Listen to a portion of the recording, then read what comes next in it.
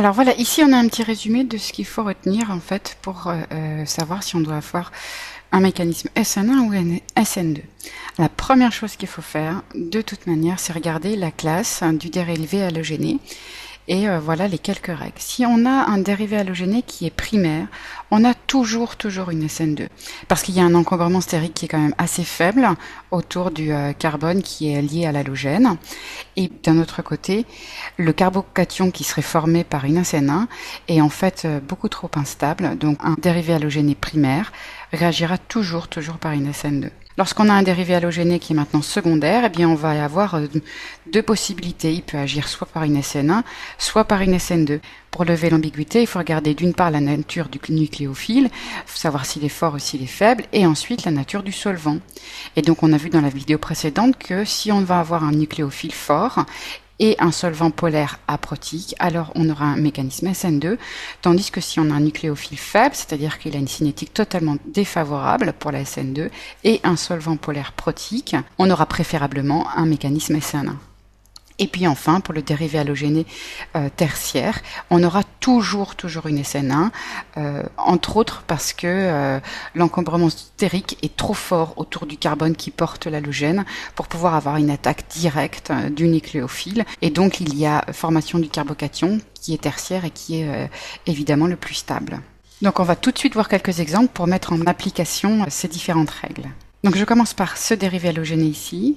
Et on va le faire réagir sur de l'eau avec un apport thermique. On va chauffer un petit peu ici. Donc voilà pour le dérivé halogéné et voilà ici pour le nucléophile. H2O ici, c'est le nucléophile. Et on voit que c'est à la fois le nucléophile et à la fois le solvant. Donc on va avoir à faire une solvolyse.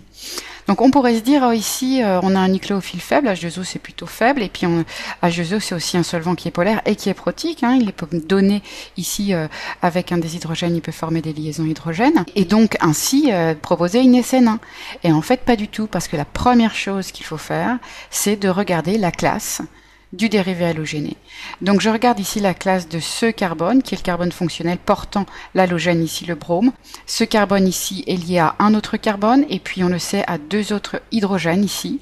Donc on a affaire à un dérivé halogéné qui est primaire. Donc on va proposer ici obligatoirement une SN2.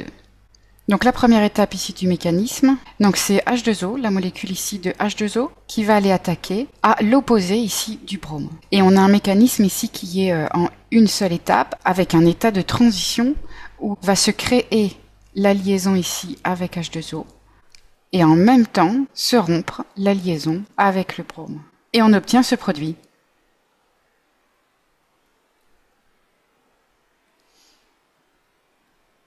Et ici, il faut bien regarder la charge formelle parce qu'on a un oxygène qui a 3 liaisons à doublé non liant, donc il porte une charge plus. Donc ce qu'on propose ensuite pour obtenir le produit, c'est tout simplement un échange acide-basique entre une molécule d'eau et un proton ici, porté par cet oxygène, de manière à ce que l'oxygène ici récupère l'intégralité du doublet. Donc on obtient ici l'éthanol. Et puis la molécule d'H2O qui est protonée, c'est-à-dire H3O+. Donc le produit ici, c'est l'éthanol. Une fois qu'on a bien identifié le mécanisme et proposé un produit, il faut regarder la stéréochimie. Et là, en fait, ce carbone ici porte 2 hydrogènes, donc on n'a pas de centre de chiralité, on n'a pas de carbone asymétrique, donc on n'a pas à se préoccuper ici de la stéréochimie de la réaction. Alors deuxième exemple, on va regarder ce dérivé ici halogéné que l'on va faire réagir sur cette espèce ici, donc ça va être l'ion ici Cn- en présence des DMF. Alors la première chose à regarder, c'est la classe ici du dérivé halogéné. Donc on regarde ce carbone qui est le carbone fonctionnel lié à l'halogène. Il est lui-même lié à 2 autres carbones. Donc c'est un dérivé halogéné secondaire qui peut réagir soit suivant une SN1, soit suivant une SN2. Pour lever l'ambiguïté, il faut regarder la nature du nucléophile qui est ici, qui est le Cn-, et ici la nature du solvant qui est DMF. L'ion ici Cn- est plutôt un nucléophile qui est fort. Et puis DMF, on le sait, c'est un solvant qui est polaire aprotique. Donc on a un nucléophile fort, solvant polaire aprotique, donc on propose une SN2. Donc on sait que le mécanisme se fait de manière concertée en une seule étape et que le nucléophile Cn- va attaquer à l'opposé du brome et donc on va obtenir comme unique produit l'inversion de configuration ici et donc on va avoir Cn qui va partir vers l'arrière alors que le brome partait vers l'avant. Pour finir, on regarde la stéréochimie de la réaction. Ici, on a bien un carbone qui est asymétrique, qui a 4 substituants différents. Ici aussi, on a à nouveau un carbone asymétrique avec ces 4 substituants différents et il y a bien inversion de configuration. Ici, si on regarde le groupement numéro 1, c'est le brome. Le 2, ça va être ce groupement éthyle. Le 3, c'est le groupement méthyle ici. L'hydrogène qui part vers l'arrière ici. On tourne dans le sens des aiguilles d'une montre, donc on a bien un composé ici qui est R. Par contre ici le 1 ça va être le groupement CN ici parce qu'au premier ordre on va avoir du carbone, du carbone, du carbone, mais au deuxième ordre on va avoir ici l'atome d'azote qui est prioritaire. Donc ici ça va être le numéro 1, ici ça va être le numéro 2, ici ça va être le numéro 3 et donc l'hydrogène pointe vers nous. Donc en fait pour passer du 1 au 2 au 3 en regardant dans l'axe carbone asymétrique hydrogène qui vient vers nous, eh bien, on aurait à tourner dans le sens inverse des aiguilles d'une montre, donc on a bien affaire à un S. Et ici, on a une inversion de Walden qui correspond à une inversion de configuration. La réaction est bien stéréospécifique pour cette SN2. On va regarder maintenant un autre exemple avec le même dérivé halogéné.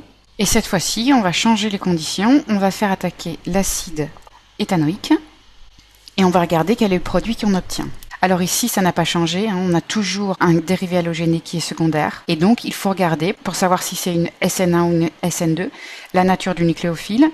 Donc, le centre nucléophile ici, eh bien, ça va être cet oxygène ici. Ce nucléophile est plutôt un nucléophile faible.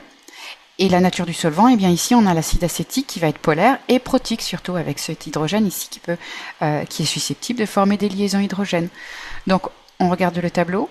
On a aussi un nucléophile faible avec un solvant polaire protique. On a donc à proposer une SN1. La première étape pour la SN1, c'est la formation du carbocation avec le départ de l'ion brome. Ensuite, sur le carbocation ici, on va avoir attaque nucléophile du centre nucléophile ici qui va être un des doublets non liants de l'oxygène qui va aller attaquer de part et d'autre du plan du carbocation. Donc on va obtenir. Et on s'aperçoit ici que l'oxygène a 3 liaisons et un doublet ici non liant. Donc l'oxygène porte ici une charge plus. Et on suppose en fait qu'il y a une molécule de solvant qui vient arracher ici ce proton supplémentaire. Donc ce qui nous permet d'obtenir, je vais mettre juste ici moins H+. Donc l'oxygène va récupérer ici son doublet non liant et on obtient donc ceci. Alors, 2 choses à regarder. D'abord ici, comme on a passage par un carbocation, il faut regarder s'il y a un réarrangement qui est possible. Et en fait, ici, il n'y en a pas à proposer. Donc, c'est bien ce produit-là qu'on obtiendra. Et enfin, il faut regarder la stéréochimie. On sait qu'on a affaire à une SN1.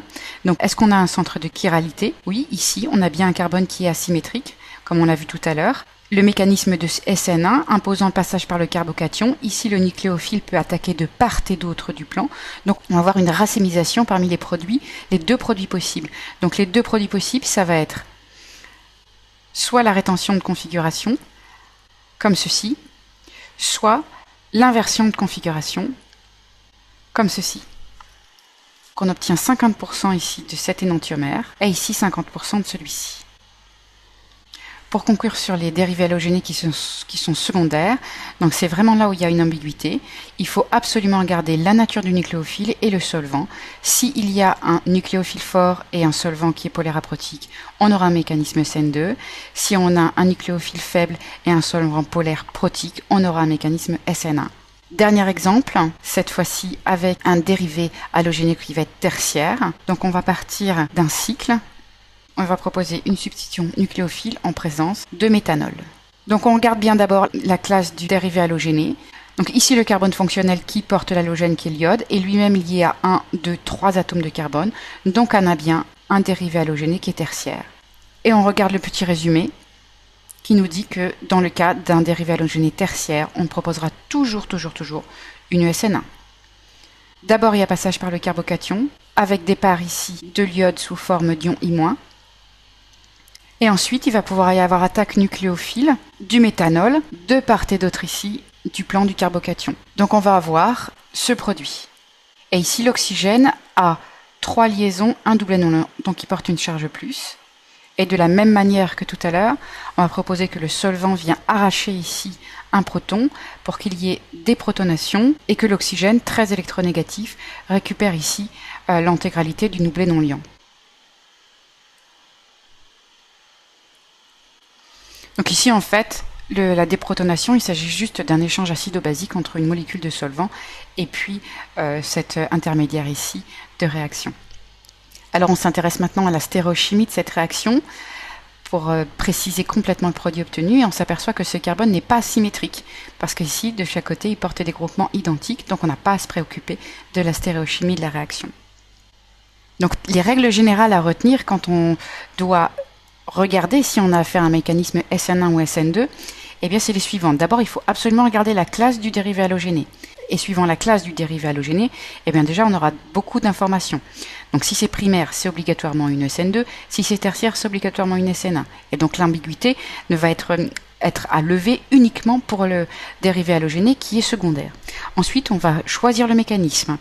Donc pour le dérivé halogéné secondaire, il faudra regarder la nature du nucléophile et celle du solvant. Ensuite, il faudra regarder la stéréochimie de la réaction et enfin donner les produits obtenus. Donc il y a beaucoup de choses à penser, à étudier, à regarder pour pouvoir choisir correctement les mécanismes SN1 et SN2 suivant les conditions expérimentales. Mais si tu suis bien toutes ces étapes pas à pas, ce sera bien plus facile.